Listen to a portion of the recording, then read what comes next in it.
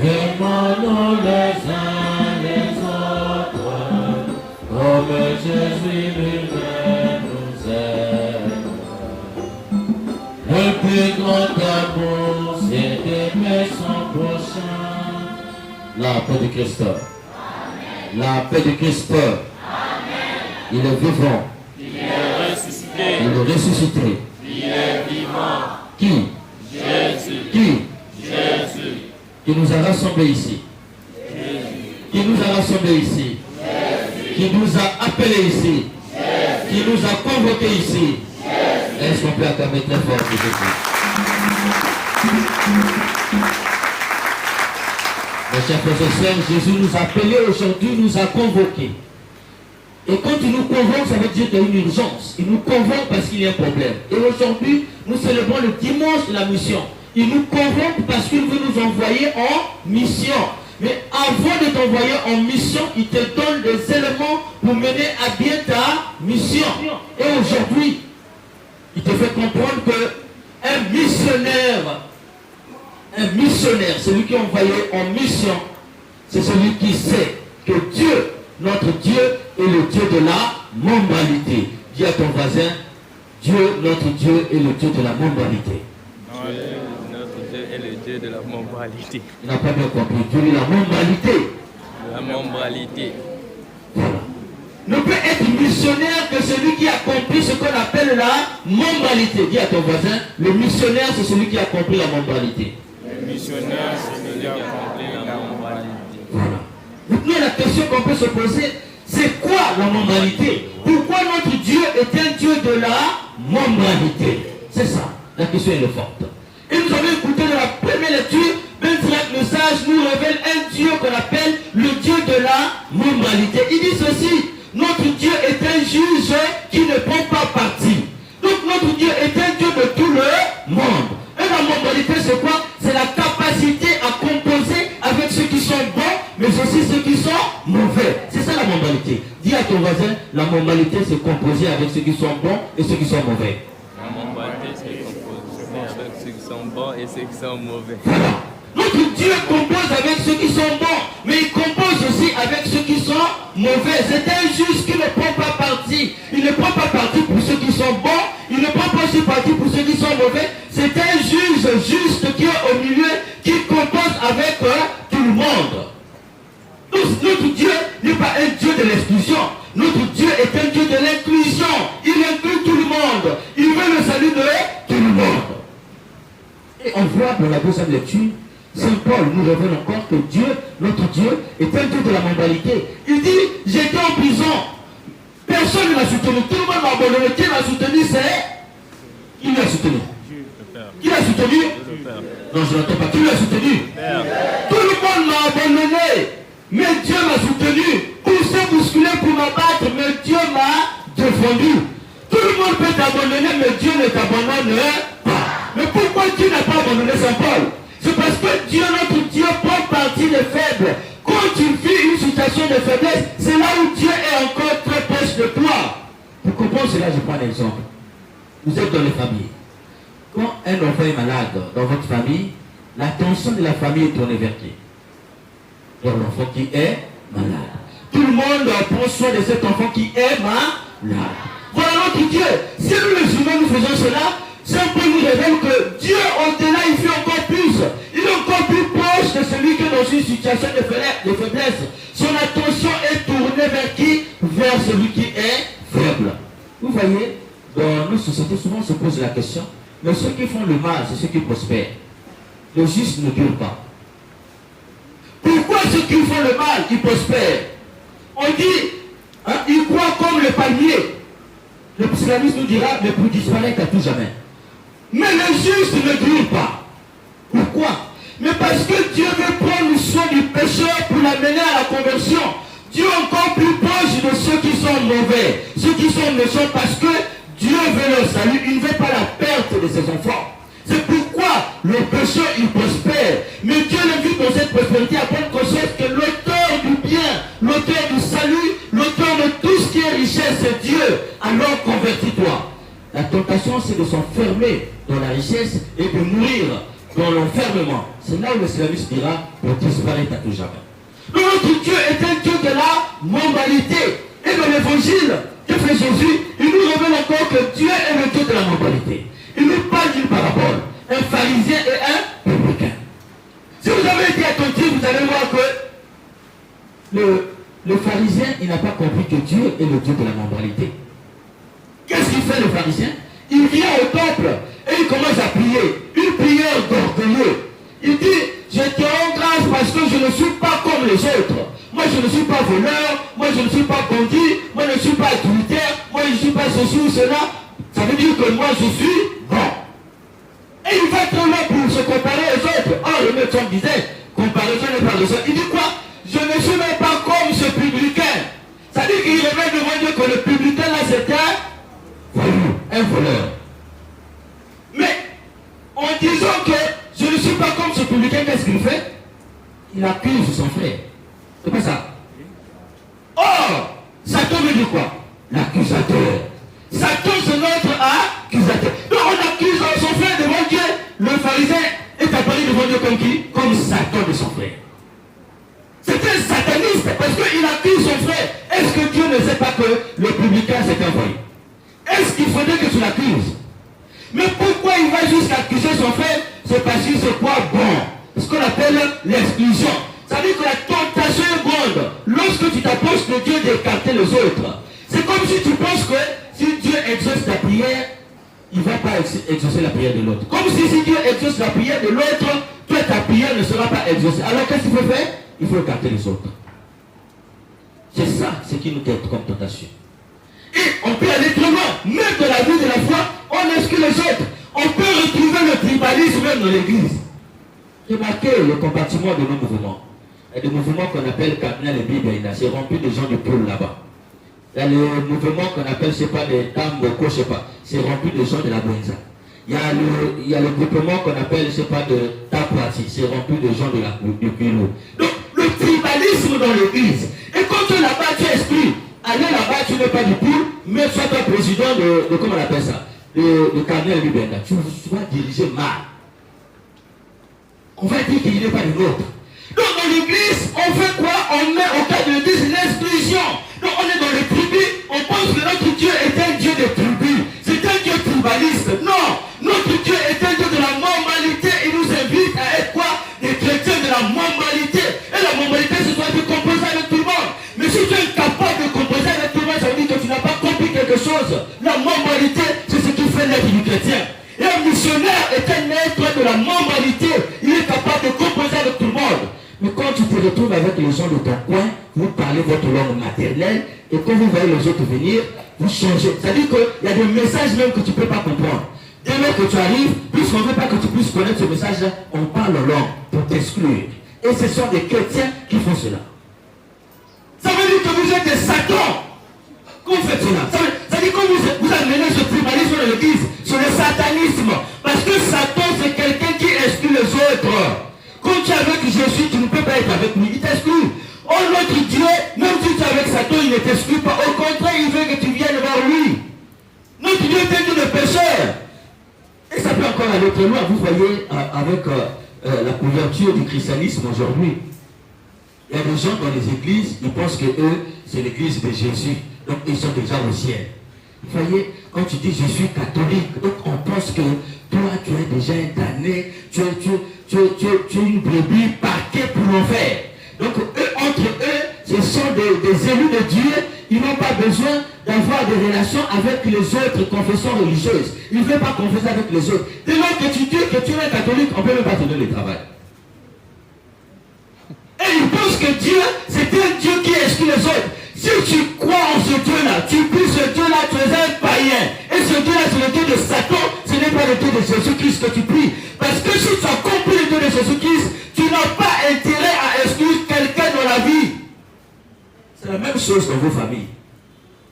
Parce que c'est l'enfant d'un tel, c'est pas mon enfant. Hein? Surtout les malades diaboliques, sataniques, là, parfois ils sont là.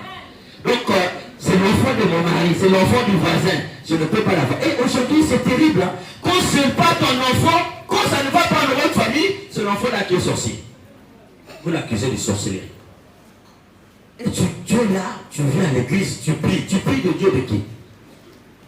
Tu es un païen, tu es une païenne. Lorsque tu exclus les autres, ou tu exclus les neveux, tu exclus les nièces, tu exclus les frères. Il y a des femmes, dès lors qu'il a épousé un homme, ça dit que le monsieur là n'a plus de famille. Donc même sa maman, elle ne veut pas voir. Donc c'est une forme de l'exclusion totale. Une exclusion définitive. C'est-à-dire que dès lors que tu l'as épousé, c'est fini, tu deviens un homme solitaire. Et cette femme, elle vient prier. Tu le vois toujours, c'est des femmes qui sont dans la prière. Matin prière, le soir prière, midi prière. Donc elles sont des femmes de prière. C'est-à-dire qu'elles soutiennent son foyer dans la prière, mais elle exclut les paroles de son mari. Le Dieu que tu pries, c'est le Dieu de Satan. Satan est ton père. Jésus-Christ, son Dieu, son père n'est pas ton père. Dis à ton voisin, quand tu fais comme cela, le Dieu de Jésus-Christ n'est pas ton Dieu. Tu fais comme cela, le Dieu de Jésus Voilà, n'est pas ton Dieu. Tu ne le connais même pas. Et puis lui ne se connaît pas aussi. Quand tu fais ça, Il ne te connaît pas. Quand tu te comportes comme ça, il ne te connaît pas. je répète. Donc nous sommes invités, chers frères et sœurs, à être des chrétiens de la moralité. Et la moralité va être loin, chers frères et sœurs. C'est ce qu'on appelle être un être de Ubuntu. Dis à ton voisin, Moi, il dit que tu es Ubuntu. Dis-lui Moi, je t'ai pas dit bien. que tu es dehors. Il n'a pas entendu. Ubuntu. Voilà. Donc quand tu es chrétien, tu as compris la moralité, tu deviens un Ubuntu. Aïe. Un Ubuntu, c'est quoi? Ça veut dire que au-delà du Ubuntu, le Ubuntu, il est fait de quoi? Le Ubuntu existe parce que les autres existent. Je suis parce que les autres sont. Mais si tu n'es pas un Ubuntu, tu ne peux pas être chrétien de Jésus-Christ. Tu peux te baptiser, mais tu es un païen. Et Jésus nous invite aujourd'hui à être non seulement dans la moralité, mais être aussi dans le Ubuntu. Soit un Ubuntu, dis à ton voisin, soit un Ubuntu. Voilà, compose avec tout le monde. Tu es dans l'église, famille de Dieu. Et aujourd'hui, le message des évêques nous invite à quoi? L'église, famille de Dieu. Est-ce que quand tu es dans l'église, tu sais que tu es en famille? Est-ce que les questions de l'église, tu les sais comme les questions de la famille, ou bien tu exclus les autres? Les chrétiens, ils sont là. Ah, vous le connaissez. Tu le connaissais, il prie chez nous. Mais tu le vois même dans la vie, après il ne peut pas se saluer. Quand on va dire, frères et sœurs de la charité du Christ, donnez-vous la paix, il va dire la paix du Christ, mais dehors incapable de voir son voisin de l'église et lui dire bonjour. Comment tu vas? Donc nos salutations s'arrêtent à la messe. Vous n'êtes pas des chrétiens de Ubuntu, vous êtes des païens. Voilà, vous êtes plus ou moins païens, il n'y a rien à faire. Et ça veut dire que vous n'avez pas votre place ici, comme vous n'avez pas compris que nous sommes une famille. Et une famille, il y a ce qui est bien, il y a aussi ce qui est mauvais. Il y a des choses difficiles. Il y a des choses parce que quelqu'un se comporte mal dans l'église, tu fuis l'église. Mais tu vas où? Tu n'as rien compris de Ubuntu, de le sens du Ubuntu. Tu n'as rien compris de la moralité. On ne peut plus exclure les autres. Et Jésus va traîner de la moralité. En racontant cette parabole, il dit celui qui a été exalté sur le païen. Ce n'est pas parce que l'autre était un païen que tu vas l'exclure. Ce n'est pas parce que ton mari t'a trompé que tu vas quitter ton foyer. Dis à ton voisin comme ça. Non, dis-lui bien, il n'a pas entendu. Divine. La paix de ça. Divine. Amen. Amen. Il est ressuscité. Il est ressuscité. Il Comment tu as est quitté le vivant. foyer? Où tu as quitté le foyer? Qui? Est-ce qu'on peut acclamer très fort? Où tu as quitté le foyer? On ne peut pas être des chrétiens qui excluent les autres, même dans ton foyer. Ça veut dire que tu dis oui, tu t'engages dans un foyer, supporte le bien et le mal là-bas. Voilà. Ou bien parce que tout le monde n'est pas appelé à supporter, alors on ne va pas dans le foyer. Il n'y a pas d'exclusion. Oh, ma femme m'a trompé, je veux la quitter. Non, monsieur, tu n'as rien compris. Oui, oui. Voilà. C'est pas parce que quand les hommes ils trompent les femmes supportent. Maintenant quand une femme trompe l'homme, vous voyez comment c'est que ça fait. Mais quand même tu es un infidèle et déjà tu vas imposer la fidélité à ta femme. Vous êtes un couple des infidèles, vivez dans l'infidélité, supportez l'infidélité de l'un et de l'autre. Voilà, c'est ça être Ubuntu. Quand tu as la vérité de un moteur, supporte d'être avec un moteur. Parce que souvent, le moteur n'aime pas le moteur. Quand tu le mot, il n'aime pas. Mais toi-même, tu n'es pas vrai. Accepte l'autre à côté de toi qui n'est pas aussi vrai. Formez un couple de gens qui ne sont pas vrais. Et supportez-vous dans le mensonge. C'est ça être un Ubuntu. Voilà.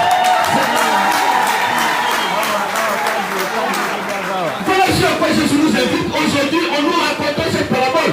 Nul n'est juste devant Dieu. Personne n'est juste. Il ne faut jamais croire que tu te suffis. Il ne faut jamais croire que devant Dieu, ta Dieu est meilleur. Celui que tu considères comme mauvais, c'est lui qui sera déclaré juste devant Dieu.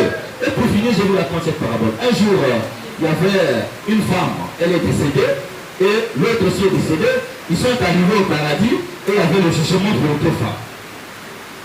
La première femme, elle était prostituée. Donc, comme on dit ailleurs, vendeur de bus. Donc, elle était vendeur de bus. Voilà. Et l'autre, elle était une chrétienne fervente. Elle priait dans ses églises naissantes. Vous savez comment elles sont, toujours avec le mouchoir, avec le robe, elles ne font pas la beauté, elles sont naturelles. Hein? Vous le voyez, non? Voilà. Donc, elle ne sait même pas prendre soin de son corps. Parce que pour elle, pour être au paradis, il faut oublier ton corps. Comme si le corps que Dieu t'a donné, c'est un instrument de mépris. Donc, il faut mépriser ça. Elle ne peut pas prendre soin de son corps. Et c'est femme là qui prie dans cette église. Donc, elle était une femme, pour le quartier, une femme pieuse. Un jour, elle avait des enfants. Et un monsieur est venu épouser une de ses filles. Alors, qu'est-ce qui s'est passé? Elle a demandé au monsieur, vous priez où? Oh, je suis catholique. Elle a dit non. Aucun catholique peut épouser ma fille. Donc la dame a tout fait pour que le mariage soit un mariage blanc. Le mariage soit nul, donc le mariage n'a pas eu lieu. Et il a donné sa femme à un monsieur de son église qui a épousé sa femme.